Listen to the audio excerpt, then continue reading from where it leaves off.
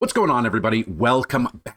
FantasyTeamAdvisors.com, bringing home the bacon NFL DFS video. We are breaking down my favorite top 5 stacks for week 11. Now, we've used our information, we've used our simulations, our projections for this, but you can also use our matchup tool right here.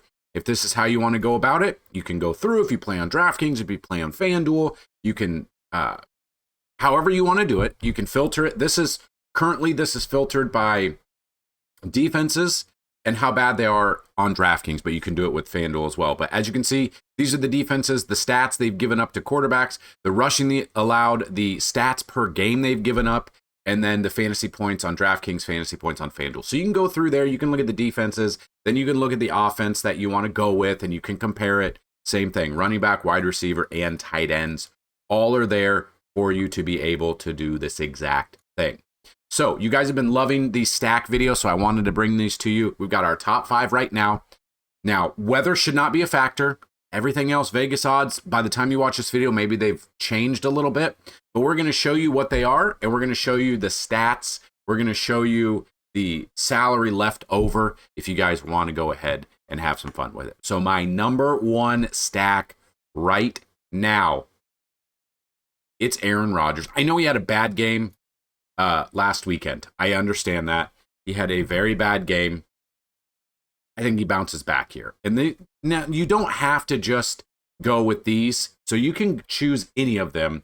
But I wanted to go through some stats as to why I'm choosing Pittsburgh number 1, and we'll go through it. So as of the making of the video, Pittsburgh are 5.5 point favorites right now with a 26.69 implied team total, which is the highest implied team total of all the teams this week, with an over-under of 49.5. So why did I pick Rodgers, Warren, and DK Metcalf? Aaron Rodgers going up against the Cincinnati defense. They've been very, very bad all year. They rank 29th out of 32 against the opposing quarterback. They give up an average of 22.6 fantasy points per game on DraftKings. Jaylen Warren goes up against Cincinnati. They are the worst rush defense in the league. They rank 32 out of 32. They give up an average of 35.1 fantasy points per game.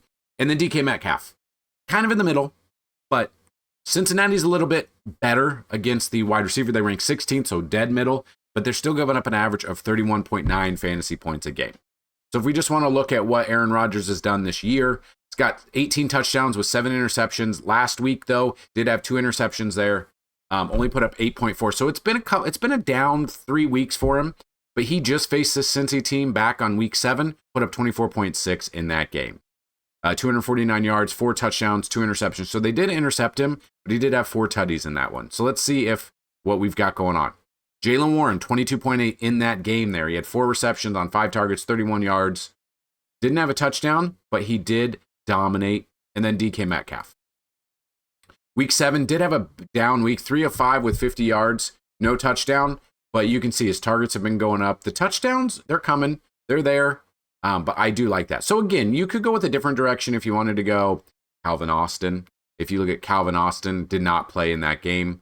You want to look at Roman Wilson against Cincy, put up 3.7. MVS did not play in week 7. Scotty Miller, it depends. He last played in week 7, but didn't do anything. So that is why I'm taking Aaron Rodgers, Jaylen Warren, and DK Metcalf. Now, with that, on here, we are looking at average about 5,400 the rest of the way. If you go in and you put a defense in there, so the Ravens have a good matchup against Cleveland, Texas, Packers against the Jameis Winston, the turnover machine. If you throw him in there, now you're at 5,800 the rest of the way. So I do like this one. I will have exposure to this stack for my number 1 stack. My number 2 stack. Don't get it twisted. It's Monday night. It's Dak with my stack. He's back. All that jazz. But here's what I'm doing. I am stacking him both with CeeDee Lamb and George Pickens. Now, why am I doing that? They've both had decent games when they've been playing together. So we look at this one. Dallas is a 3.5 point favorite as of the making of the video. 26.39 implied team total with an over-under 50.5. So we look at Dak going up against Las Vegas. The defense, they rank 14th against the quarterback, giving up an average of 17.3 fantasy points a game. And then wide receivers, they rank 27th against the wide receivers, giving up an average of 37 8.4 fantasy points. Now, looking at this, couple of down games, then had the bye week there. 17 touchdowns, 6 interceptions. CeeDee Lamb, since coming back from injury, 25, 14, 15.5. Okay? And then George Pickens picked it up while he was out, but he's still getting double digits as well with CeeDee Lamb in there. So you throw him in there, you've got 4,700 the rest of the way. You throw in a defense, and then you can go in that direction. So I like the Dallas Cowboys. It is Monday night, so you have to play the Sunday Monday, or you have to play the showdown. We will have a showdown breakdown of this video, of this game, which I will break down just a little bit more, and we'll build lineups with that as well. So make sure you subscribe to the channel. Make sure you check out all the things in the description of this video. You've got a DraftKings Fantasy Football League. It's weekly. It's $5 to enter each week. Top 3 places pay every single week. At the end of the year, the more you play, the more it pays, because the top 3 places, first place will win a lifetime pass, second place, a yearly pass, and third place, a monthly pass to FTA+. Okay, so my number 3 stack for week 11, his name is Joshua Bartholomew Allen, okay? And he is cheaper than James Cook, which is nuts to me. But Shakir is questionable. I want to see if he's in, out, news, anything limited. We'll definitely see. Obviously, he will change. If Shakir is out, then I kind of like Coleman a little bit as well. But we've got Buffalo as a 5.5 point favorite. So close, less than a touchdown. 26.22 implied team total, and a 48.5 over-under in that game. So Josh Allen going up against Tampa Bay's defense. The Bucs ranked 20th out of 32, giving up an average of 18.6 fantasy points per game. Don't worry, Josh Allen can run it in a couple of times as well. James Cook, the Tampa Bay Bucs defense against the run, they ranked 23rd out of 32, giving up an average of 25 fantasy points. And then Shakir, the Bucs defense ranked 20 out of 32 against the opposing wide receivers, giving up an average of 35 fantasy points per game to the opposing wide receivers. Now, if Shakir is out, we bump up to Keon Coleman. We'll kind of go with that. We'll look at that in that direction. If Shakir is in, I like that as a stack there. We're at 5,000 there. You add your defense in there, you're probably looking right around, it depends, 52 to 54 the rest of the way. You can find some value. Value will open up this weekend. There are a couple players that I think will be out, which we'll cover because we're going to cover the main slate. We're going to break that down. We're going to build you lineups. We're going to look at optimizers. We're going to give you guys as much information as we possibly can. So we run 20,000 simulations every single week. I've ran the 10,000 simulations. I run 10,000 on Wednesday, and then the final 10,000 Sunday morning before we shore up everything and give you guys, hopefully, some bacon to eat each weekend. So my number 3 stack is Josh Allen and the Buffalo Bills. My number 4 stack for week 11. This is a tournament pick only, I will tell you. But J.J. McCarthy, I like Minnesota against the Chicago Bears. So in this one,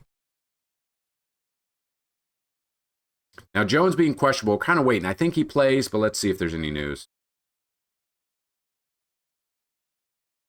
Yeah, I mean, as long as he's practicing, he kind of had the same injury designation last week and did pretty damn good there. So we've got Minnesota as a 3-point favorite, so very close. Hopefully it stays close. Minnesota, an implied team total of 25.19 and an over-under of 48.5. So let's dig in and look at Chicago's defense. Against the opposing quarterback, Chicago ranks 31 out of 32. They're giving up an average of 23.6 fantasy points per game. Against a wide receiver, they rank 20th out of 32, giving up an average of 38.5. And then against an opposing running back, they rank 20 out of 32, giving up an average of 22.9. So they're in the bottom third defense-wise overall, the positions. TJ Hawkinson is an interesting pick, but he has really struggled this year. I don't know if he's done anything when we've picked him. He has 2 touchdowns. We did not take him against Detroit. And I think we did take him against Cincy in week 3. So he did get us 1 touchdown. But other than that, he has given us less than 50 yards every single game. It's wild to think about. They're just not utilizing him. I don't know why they're not utilizing him, but they're not. So this is what I would go with here. We're at 5,300. You add your defense, probably about 5,600 the rest of the way. That's my number 4 is Minnesota Vikings. And then number 5, we've used this, I want to say, like the last 3 to 4 weeks. Matt Stafford and the Los Angeles Rams. Nakua, I'm going to put him in there. He's been an absolute stud. And then Kyren Williams. So we've got the Rams as 3.5 favorites. So hopefully a close game as well. Implied team total of 25.8 and then 48.5 over under there. So how do the Seattle Seahawks defense fare against these three positions? You may ask. Well, I've got the answer for you. Against the quarterback, they rank 18th out of 32, giving up an average of 18.2. Against the wide receiver, they rank 10th, so they're pretty good. They're still giving up an average of 30.3, and Nakua is averaging 23.5 each week. And then against the running back, Kyren Williams, they rank 11th out of 32, giving up an average of 20.3 fantasy points per game. So you put that in there, it's a little bit more expensive of a stack because you're at 5,600 or 4,600 the rest of the way.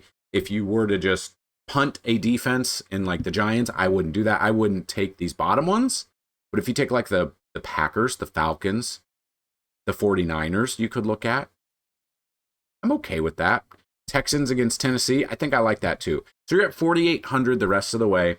We've added that. Again, you want to bring back with it. You've got Cooper Kupp coming back. You've got him coming back into LA where he was for X amount of years. It has not been too bad. Maybe he has a revenge. Now, I don't want to say revenge game, but maybe he has a, hey, welcome back. He's got the crowd on his side because they absolutely love him in LA. Completely could see that as well. So if you're doing like a bring back there, you got Stafford, Williams, Nakua, and you want to bring back someone with Seattle, maybe Cooper Kupp and JSN, I'm okay with that. Hopefully it's a shootout, 48.5 over under. I like my odds with that. So there you have it. That is your Week 11 top 5 stacks right now. We're going to have even more on the cheat sheet. If you go to fantasyteamadvice.com, it's $10 a week. It is $30 a month, so $1 a day. It is $200 for a year or a lifetime pass, normally $500. We've got 6 spots left now. If you email me, dfshelp1@gmail.com, you can get it for $150 if you've been on the fence about it. So that being said, go check out the NFL tab. When you sign up for FTA Plus, you get all sports. So current sports right now, NBA, NFL, PGA, and MMA. Saturday, we've got MMA, I think 6 p.m. Central. Sunday, we got NBA. Saturday, we got NBA. Sunday, we got NFL as well. We're very excited. We are in the thick of it with the NFL season. Before you know it, baseball will be back again in March. We cannot wait. Let's have a fantastic day. Good luck in Week 11. And as always, bring home some bacon. Peace.